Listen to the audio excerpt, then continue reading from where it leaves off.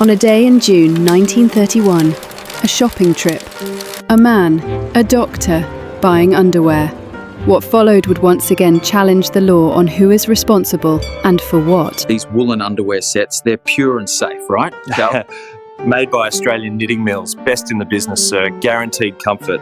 Dr. Grant had no reason to suspect that the items he carried home would turn his life into a legal battle.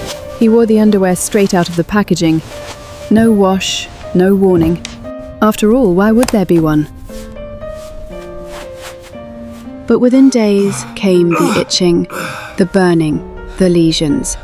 A painful, creeping rash across his body. Contact dermatitis, quite severe. Something in those garments irritated your skin, likely a chemical residue. They were brand new and from a respectable store.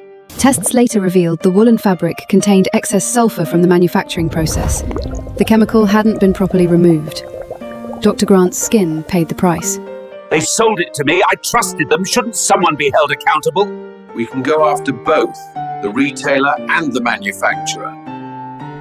The case soon became a test of where the duty of care lies in consumer goods, echoing the famous Donoghue versus Stevenson case just years earlier.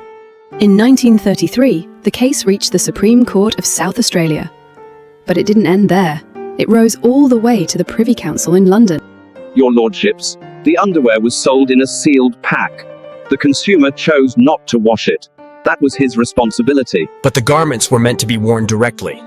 Dr. Grant relied on their safety. The manufacturer had a duty to ensure they were harmless.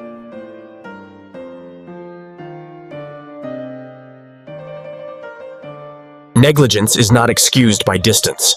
A manufacturer owes a duty to the ultimate consumer if the product is intended to reach him without interference. The ripple from Donoghue versus Stevenson had reached Australia. The neighbour principle was alive, now applied to clothing, not just consumables. Dr. Grant won his case. Compensation was awarded, but the real victory?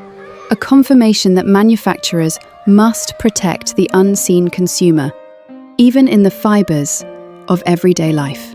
From sulphur in wool to safety labels on clothes, Grant versus Australian knitting mills became a cornerstone in product liability law because every stitch, every fibre, carries a duty of care.